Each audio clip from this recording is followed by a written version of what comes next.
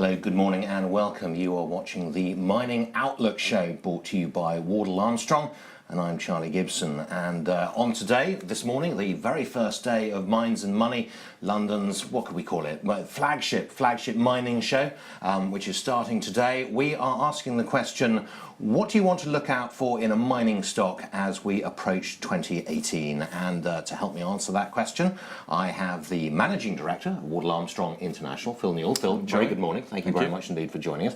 And we also have the partner, or one of the partners, I should say, at SP Angel, John Mayer. John, very good morning. Thank you very much indeed for joining us. So here we have this big question, 2018, lots of ideas, lots of themes, lots of thoughts, lots of ways we could tackle this. But I suppose, John, let me come to you first, if I may.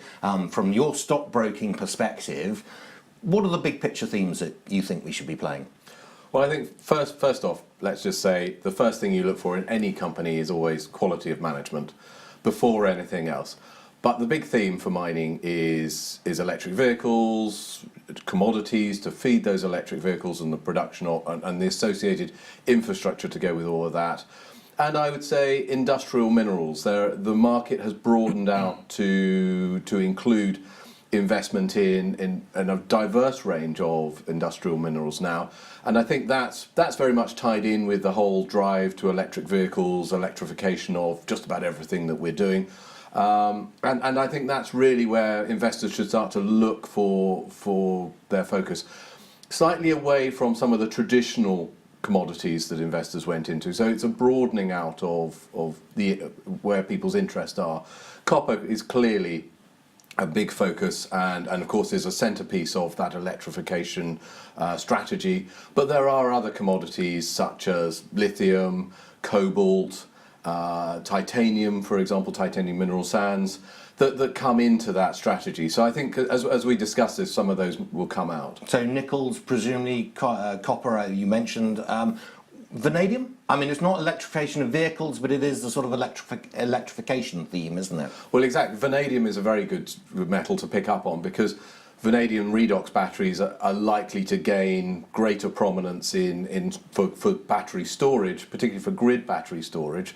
So when the wind's not blowing and the sun's not shining, you need to store that power somewhere. And of course that power then needs to be transferred with copper cables to electric vehicles, and a lot of the weight of a battery in an electric vehicle is the nickel in that. So you're absolutely right to pick up on nickel as a key metal going forward. And I suppose graphite as well as for one of the electrodes.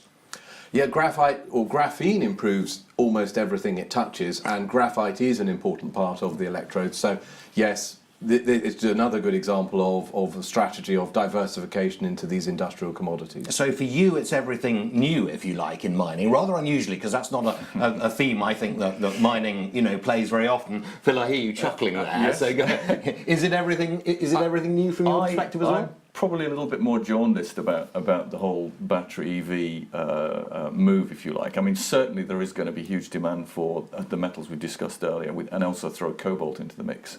And I mean, cobalt is particularly interesting because that's one that doesn't form native deposits. So cobalt tends to come as a byproduct from other things such as copper. So very recently as consultants, we've seen a whole bunch of inquiries from clients saying, well, have you seen access to a good cobalt project recently? And you explain literally it is as a byproduct. It is a problem because trying to secure good sources of cobalt globally is going to be a major issue moving forward. Just taking up on what John said about, if you like, his picks for metals moving forward, I'd still throw in the traditional metals, the gold, the copper. I agree with you, nickel I think still has a strong future. I mean, iron ore, that's an interesting one, isn't it? Everybody said it was going to go whizzing back down to $40 a tonne. It's sitting there pretty stubbornly at 60 odd. Is it going to take another dive down, or is it going to stay where it is? Or is it going to confound everyone again? Because it has been the arch confounder, hasn't it, of the analysts? But the markets we're in a very different place to where we were during the last boom. And I'm personally sure we are on the next, we are in a bullish cycle at the moment. Where we're at on that cycle, I'm not entirely sure. But I'm more confused about what that cycle is going to look like. Because historically we had the huge Chinese boom of double-digit growth. If you like, those days are gone. I don't think anybody realistically expects those to come back. China's now sitting on, 6, 7, 8% growth, or whatever those numbers are to be believed. And that's going to create a new norm for us all. So what are we in now? Are we in a new normal cycle where metals are just inherently creeping upwards, certainly those which we've identified here as having, if you like, the main uses industrially, and maybe with no significant drop-off moving forward? Because the fundamental thing about all of this is they are running out, and people are struggling to find new sources of them. John, would you agree with that? We're in a sort of, what does that sound? That sounds like a truncated cycle. You know, it used to be very dramatic, and now it's just I'd almost get away from the word cycle. I think I just think we're in a different ballgame. Totally. We're in a post-cyclical world.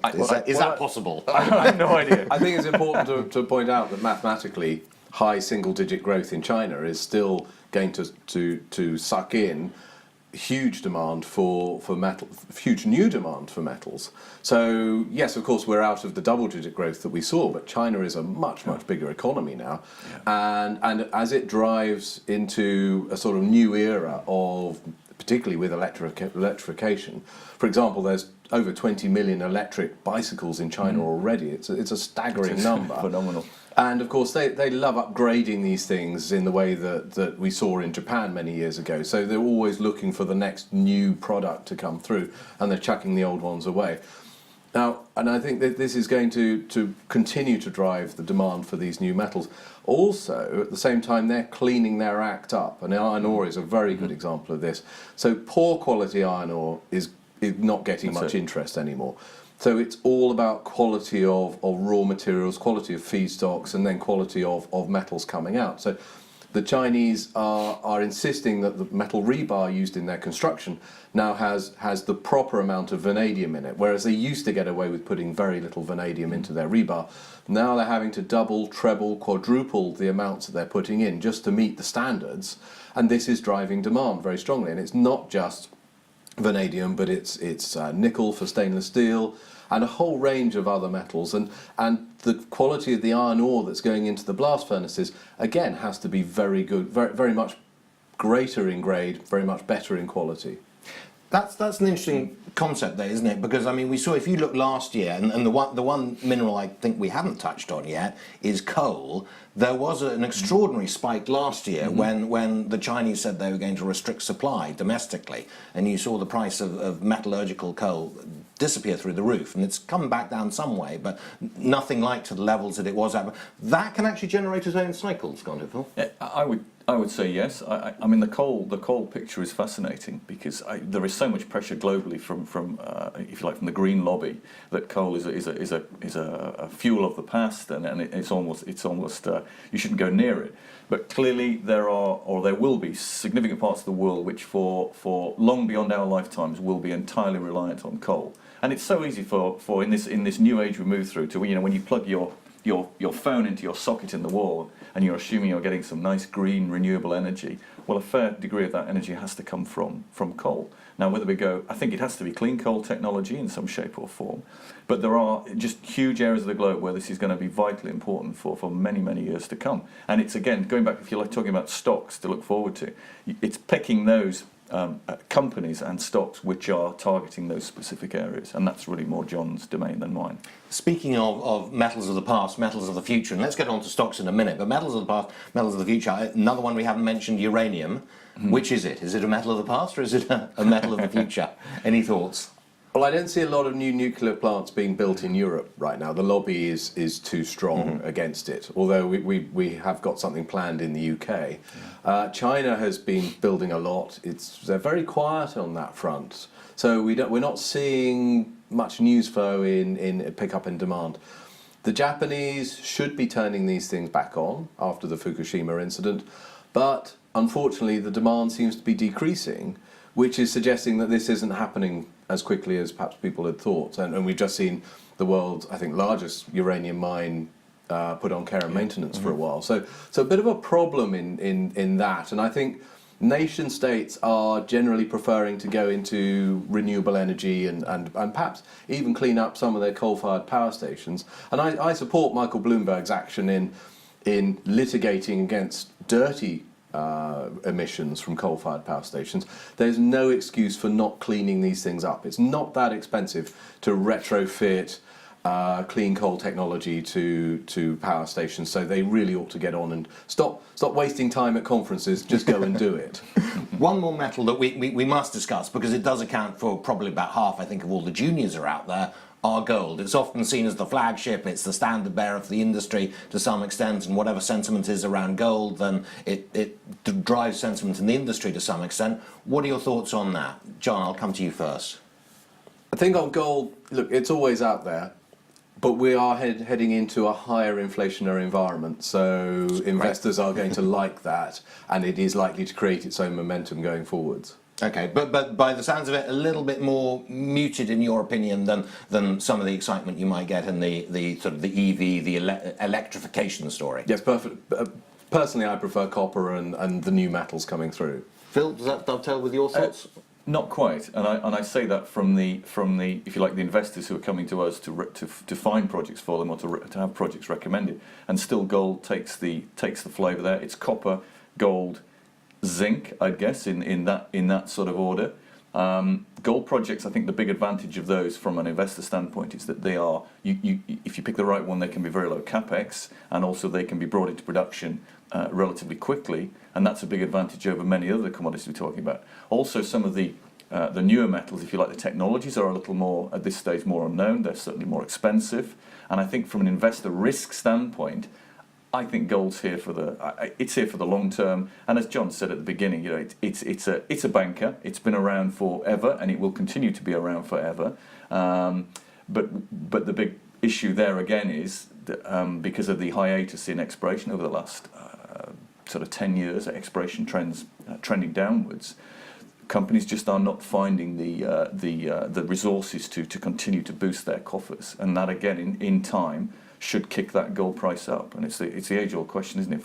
If we could say when that price hike's going to be, we'd all be very wealthy people. But still a bit of inflation coming through into the system would not be a bad thing as far as gold is concerned. Not at all. I keep saying this, and I keep saying, you know, the one metal or mineral that we haven't mentioned is such and such, and then we talk about it, and of course then I think of another one. So the other one I just thought about is rare earths, and have you sort of touched on, I mean, you said you saw in terms of companies recommending projects, bringing projects to you, there's interest in gold. What about rare earths? There is also interest in rare earths. Again, it's the investors coming to us saying, have you come across good rare earth projects recently? Now, there are projects out there outside of China, which of course produces the majority of global rare earths. We tend to advise our clients, unless they have very deep pockets, to stay away from rare earth metals. There are a whole bunch of issues with exploiting successfully and marketing rare earths, and it's not something we would advise our clients to get into unless they find a world-class deposit. But as John can tell you more about the markets of rare earths, it's a special beast in its own right. John, give us your thoughts on rare earths.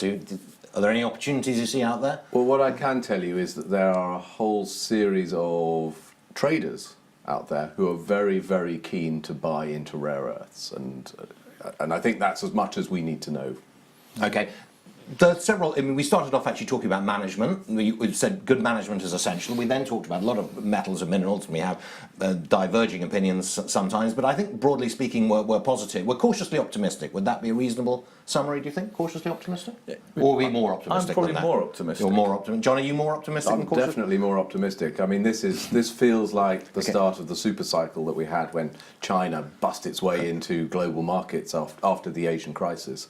This is actually more exciting than that, because the whole electrification thing with the electric vehicles, though the new electric vehicles consume just about every metal in much greater quantities than we've seen before in anything else. So it is a huge trend, and I think it's going to drive metals for some years to come. Okay, so we're quite optimistic then.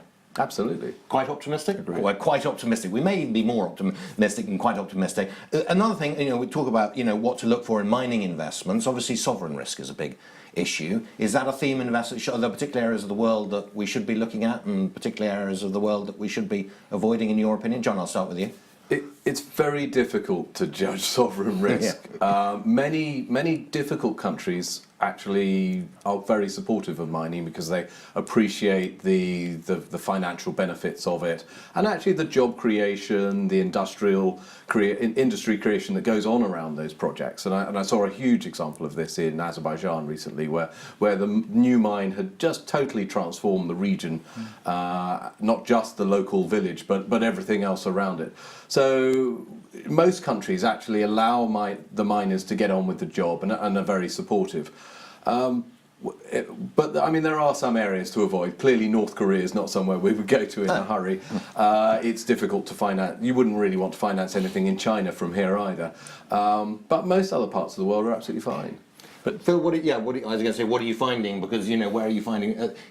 One of the areas that can be quite strong, I think, for investors is where a country is changing its mining code, and specifically, and John touched on it, is specifically trying to attract mining. And you mentioned Georgia there, and there's quite a theme in the Caucasus, I think, of countries, that are suddenly wanting to develop these projects that they've maybe known about for some time, maybe since the old days. I think you're very strong in the former Soviet Union as Wardle Armstrong, aren't you? I mean, we see that theme throughout Central Asia, and I'd call it Eastern Europe side, and particularly now areas like the Caucasus and the Balkans. I think a lot of investors are seeing those to be effectively European. I'll use that in inverted commas, and particularly what's been happening in Africa recently, with countries like Tanzania having various sovereign issues in terms of trying to sort out their mining codes, etc.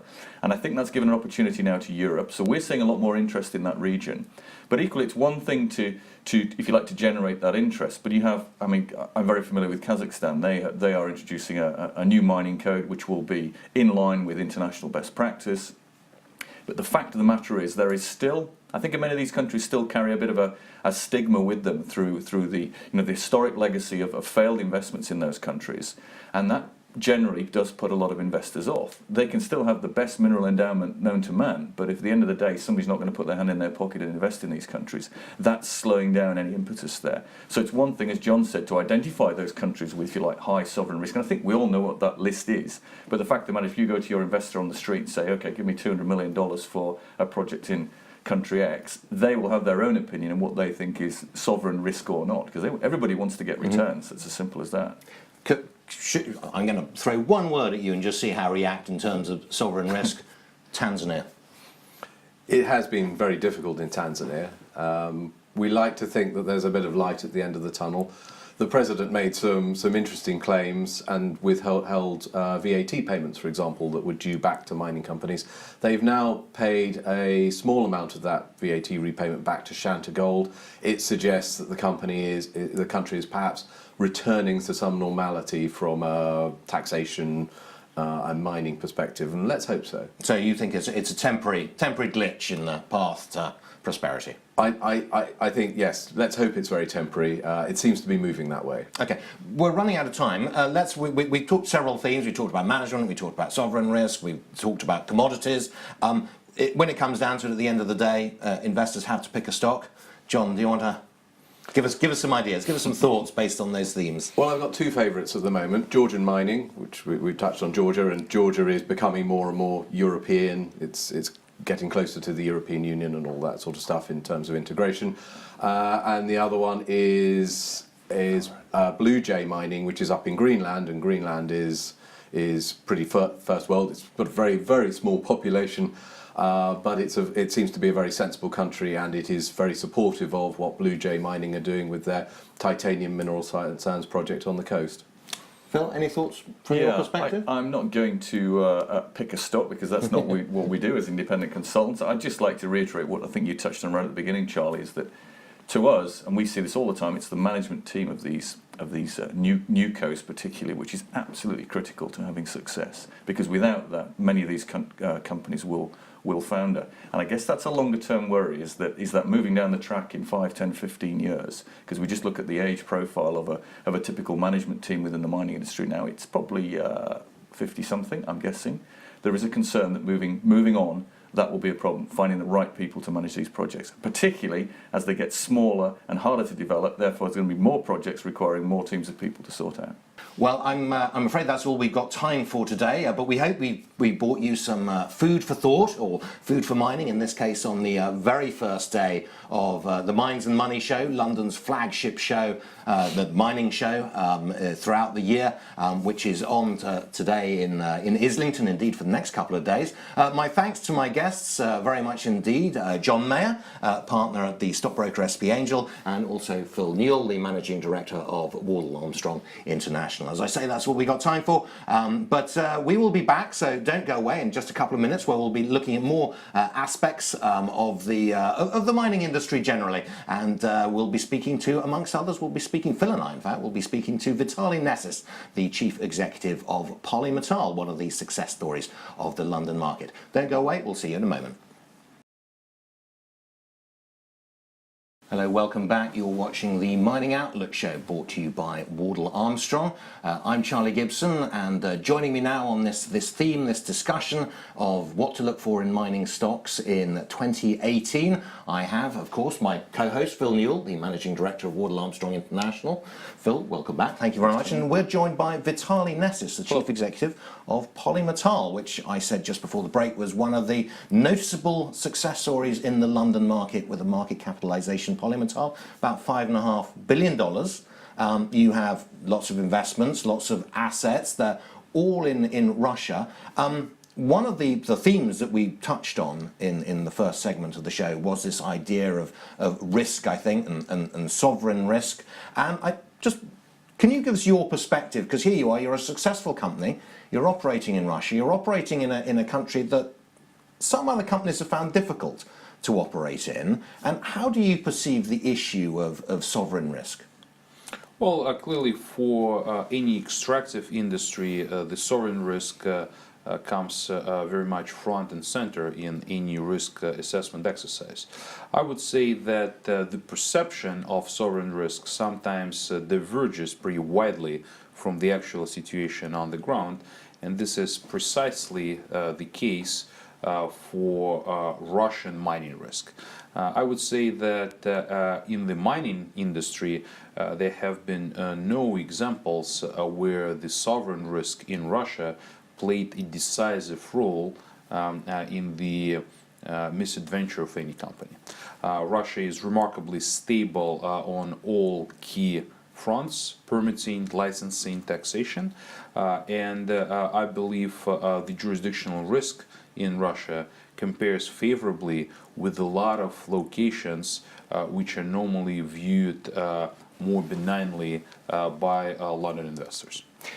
You're obviously a Russian. Does it help in negotiating the system? Because it is a system that it's not natural for some Western mining companies. When they go to Russia, they find themselves in a new system, don't they? It's not one that may necessarily be natural to them. Does it help in negotiating that risk if you are Russian yourself? I think this is the mistake some of the Western companies have made in Russia.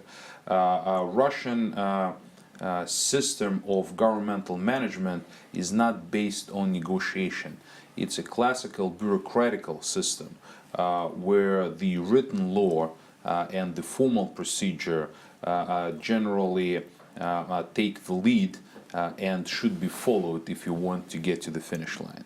So instead of negotiating and trying to import what foreign investors sometimes see as common sense in the government officials, my advice would be to study the law and just to go with what is written in the law, even if sometimes the law is not modern and sometimes it's not very efficient.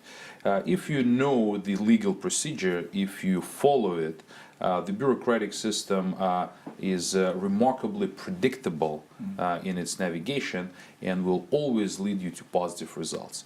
Maybe sometimes slowly and with quite a bit of effort, but very reliably and predictably. So this is my advice to foreign investors: do not rely on common sense and on the experience gained in other countries. Just read the manual.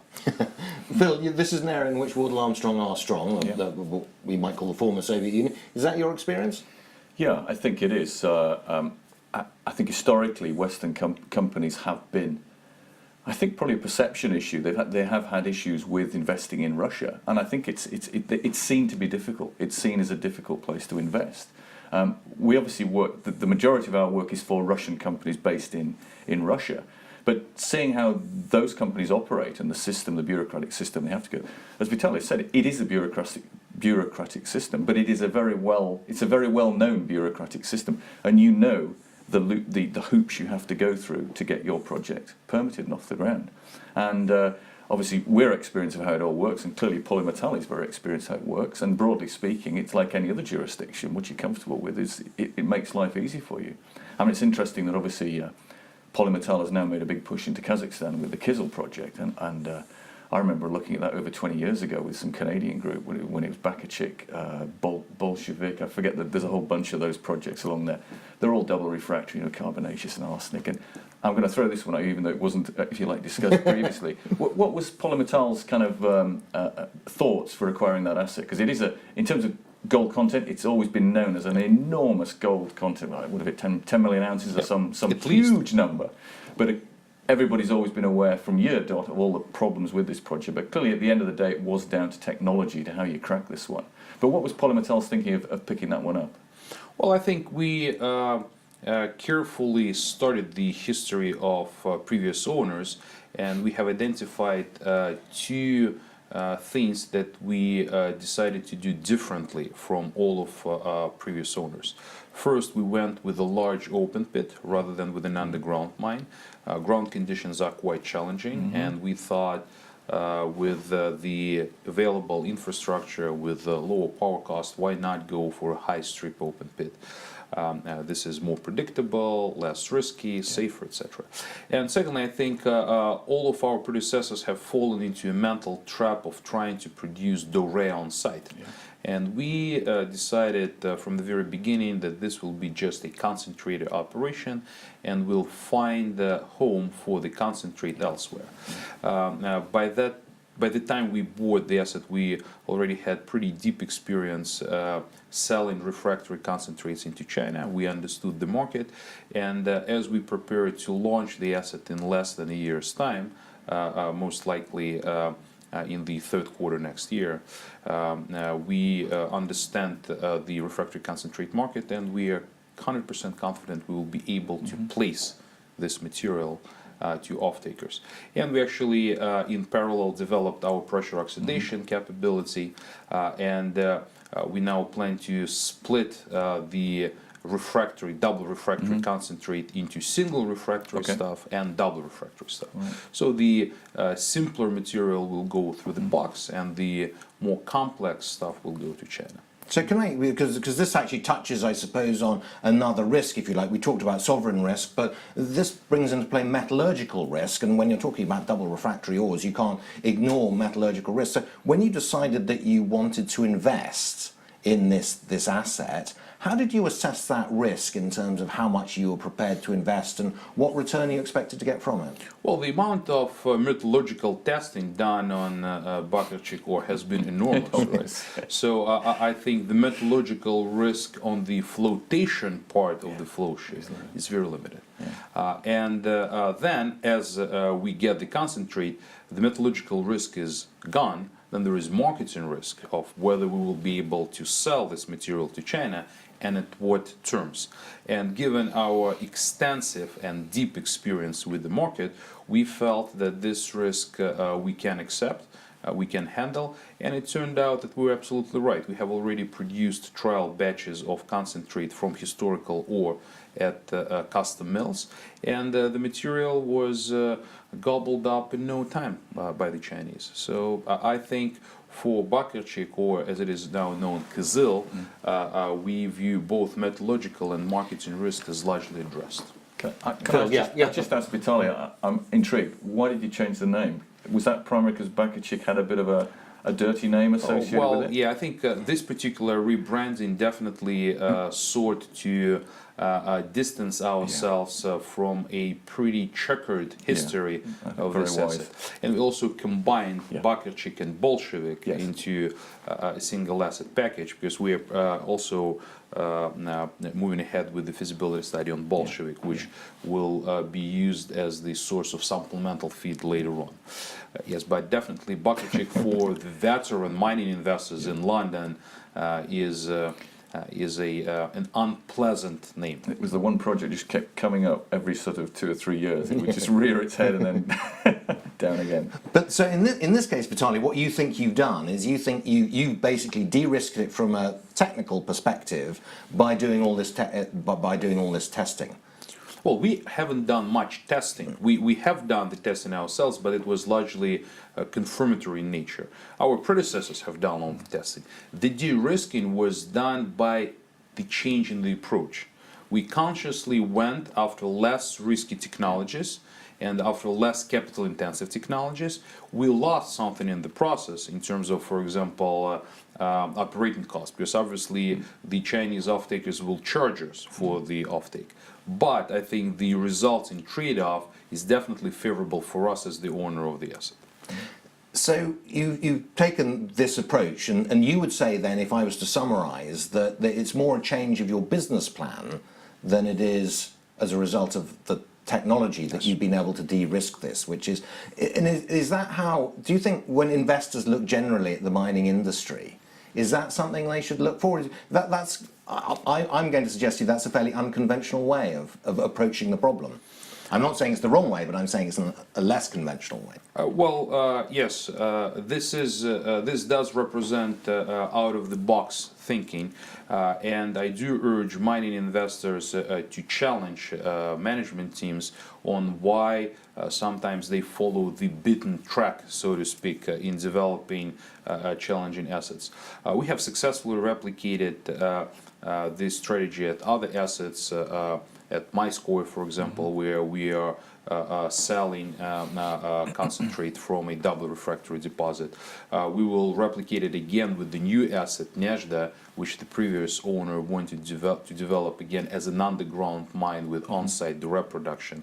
And we are following precisely the same path as with Bakarchik, concentrator, open pit, and then moving concentrate offsite. So some of the business models in the global gold mine industry are, frankly speaking, outdated. We need to be aware of the alternative business models. You know, nobody smelts copper concentrate on site anymore. So why would you need to absolutely smelt doré on site when you can move it off? So do you think that Polymetal then is that going to be its unique selling point? In future, is it going to become a specialist in this refractory, this double refractory ore, and how to process it and the business plan around it? Well, we definitely already have become the specialist, and we do intend to deepen our expertise in this area because we believe it opens up longer-term strategic opportunities. It's not even about business plan, it's about the strategy of the company, about shaping the credible and sustainable competitive advantage in a very crowded industry. So yes, for us, this is the strategy. So is your intention to remain in Russia or former Soviet Union, Russia, Kazakhstan, or would you look at investments beyond those borders? Currently, we do not see any competitive advantage for us outside of our home market. So for the time being, we are fine with staying within the former Soviet Union. It's a very large piece of land mass globally. So we believe we have enough in our backyard, so to speak, to ensure we have credible growth opportunities for many years to come. Can I follow up on that? Vitaly, I mean, obviously one of the things that's very noticeable about Polymetal's if you like, strategy is acquisition of projects, whether somewhere in the FSU. Now you've got some major assets in those regions, but clearly all those assets have, from sort of my recollection, they have significant exploration potential, if you like, near the assets themselves. Polymetal, I guess, as a company, is not renowned for its, if you like, its major exploration programs. Is this something you think may change as we move forward, or are you very much still going to focus on the near mine exploration side of things? Well, we have historically invested almost all of our exploration dollars in near mine brownfield programs, and we have been quite successful in replacing the reserves at some of the very tired mines. But increasingly, we are looking to greenfield exploration, and we have successfully discovered our first major asset through the greenfield program, which is the PGM deposit at Viksha in northwestern Russia. And this year we have embarked on an even more daring project, which is the regional airborne geophysics in the Urals.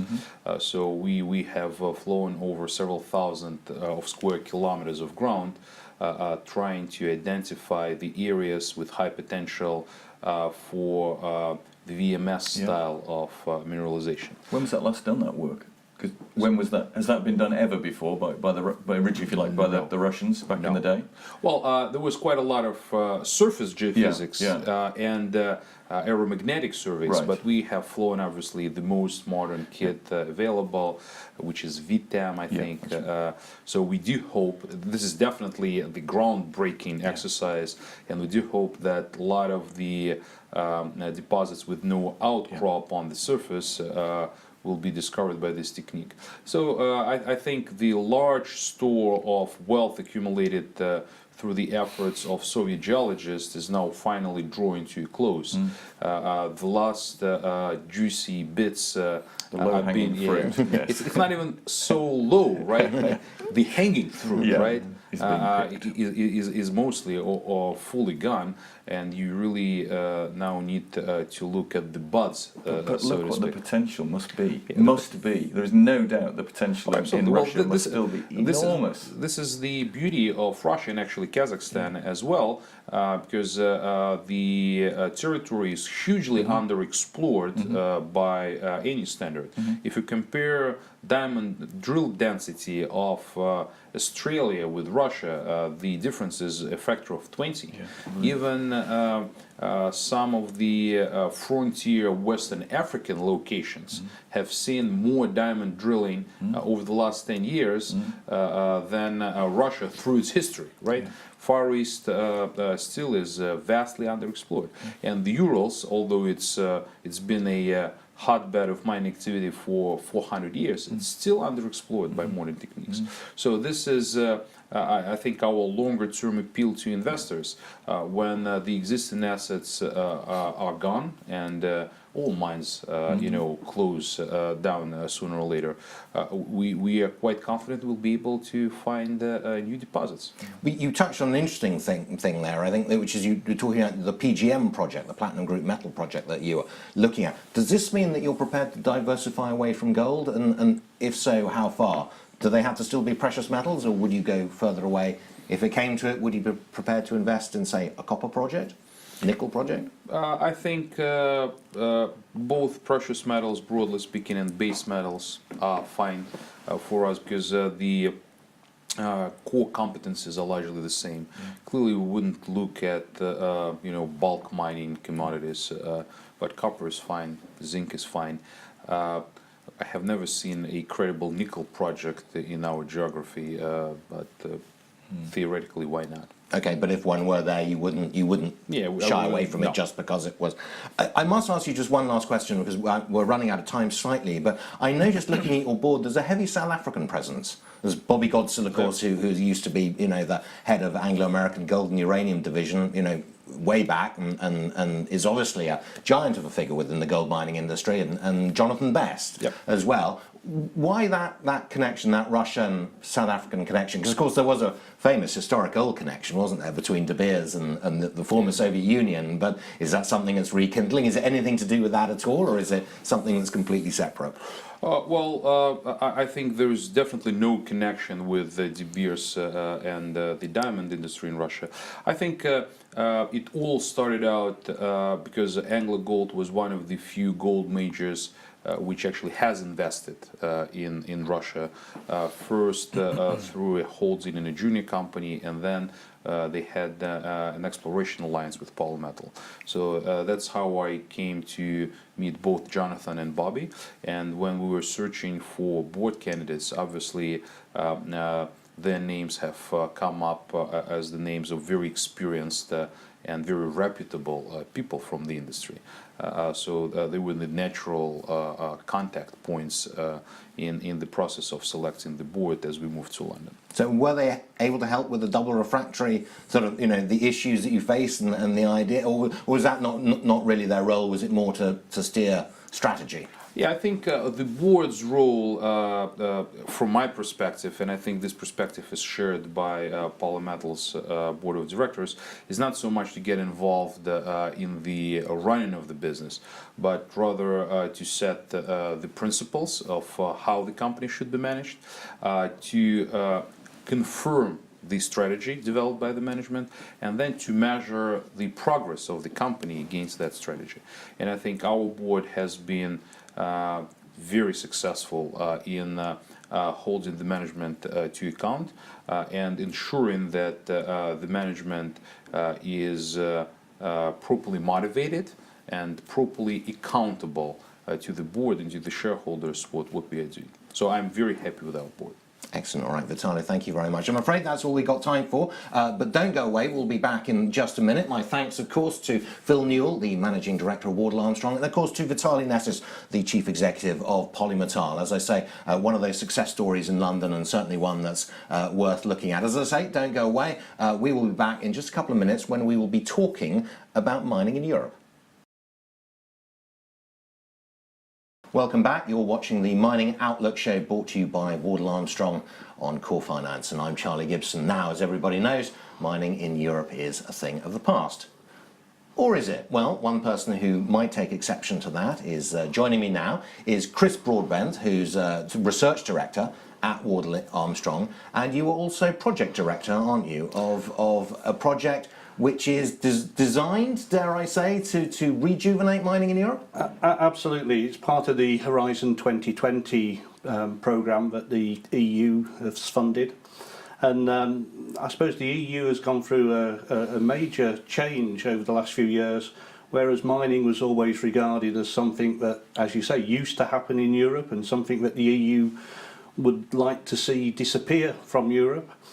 I suppose with the advent of the rise of China and identification of critical raw materials within Europe, and the realisation that 80% of those critical raw materials were found and almost exclusively found and produced by China, the European Union came to the conclusion that security of supply and having some access to non-Chinese deposits would be quite a useful thing for European industry.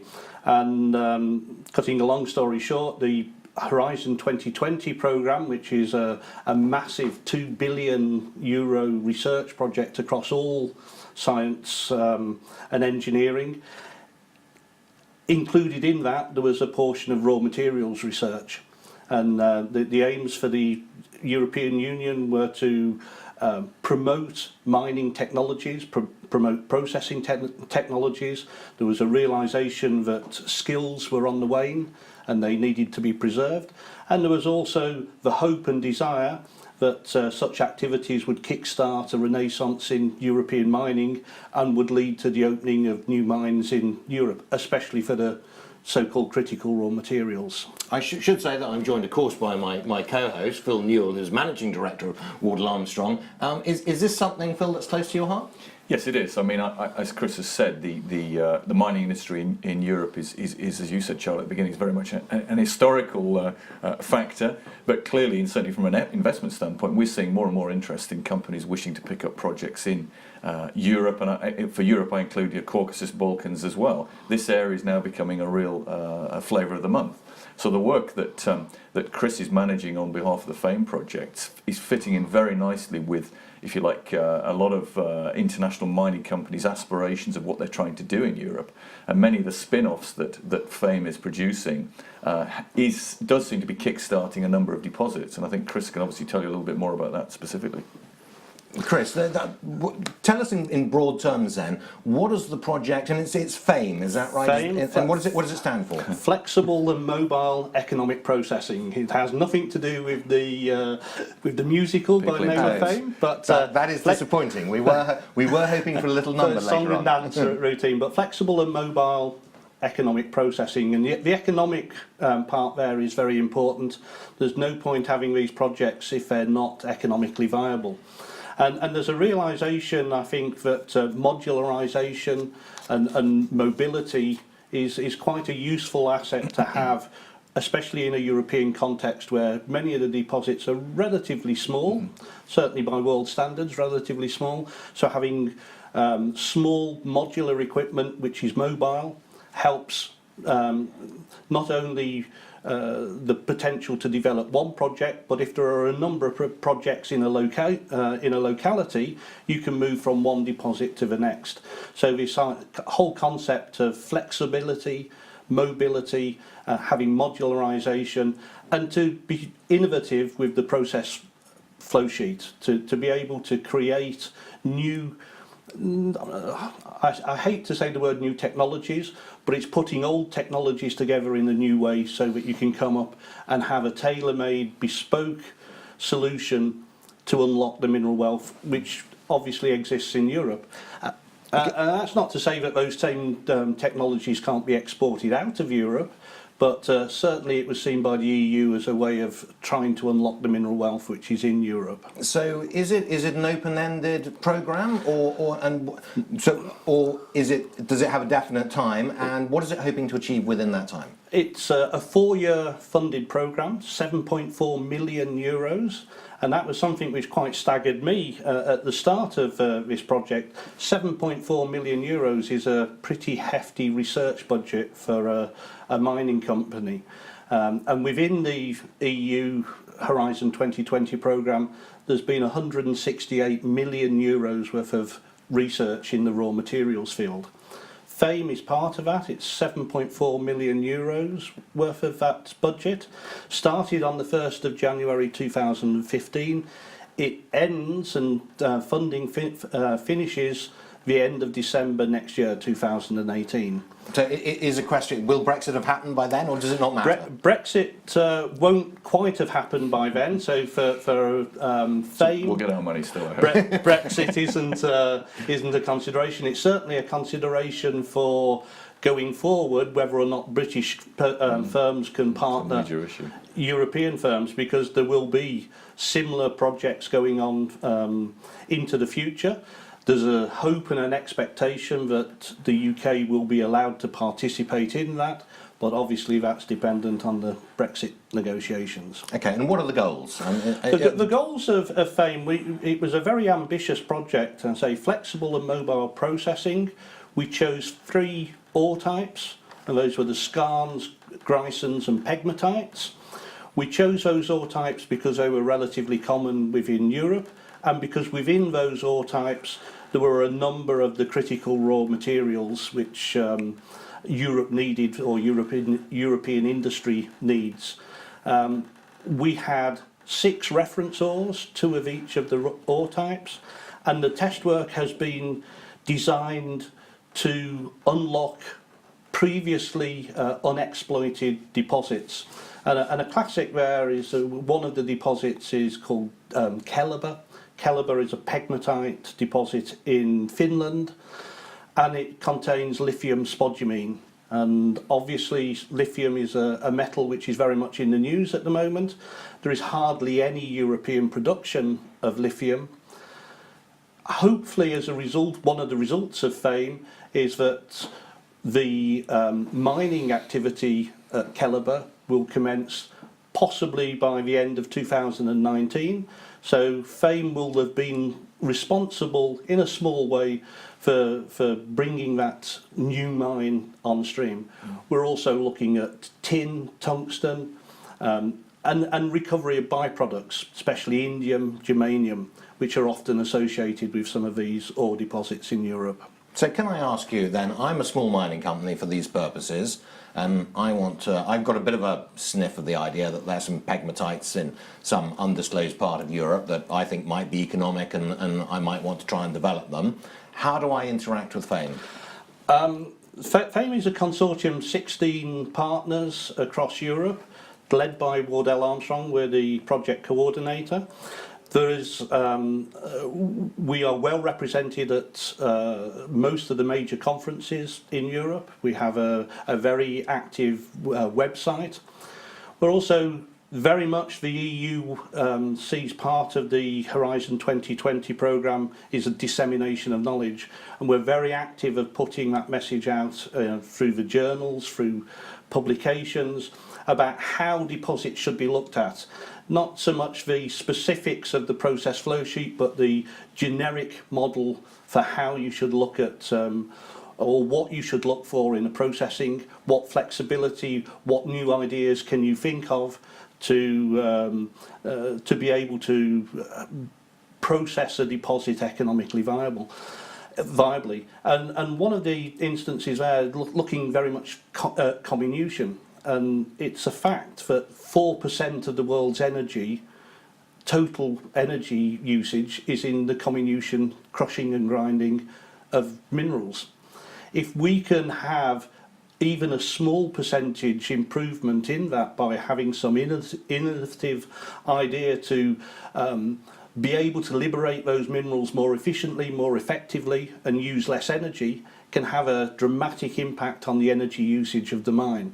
And so FAME is all about getting that message that there are innovative solutions and there are possibly new ways of looking at how to develop these small, complex deposits in Europe, which to date have either been processed 100 years ago, or for the last 100 years people have been saying, no, they're too complex, we can never make any money out of them. And we're demonstrating that there are, with these new technologies and this new approach, the modular, flexible equipment being deployed on these projects, there's a way of being able to realise the value of these commodities. Say, in Europe, the European Union are funding the project, but also we can export that technology overseas, which historically is what Europe has always done. It's led the world in mining and mineral processing technology.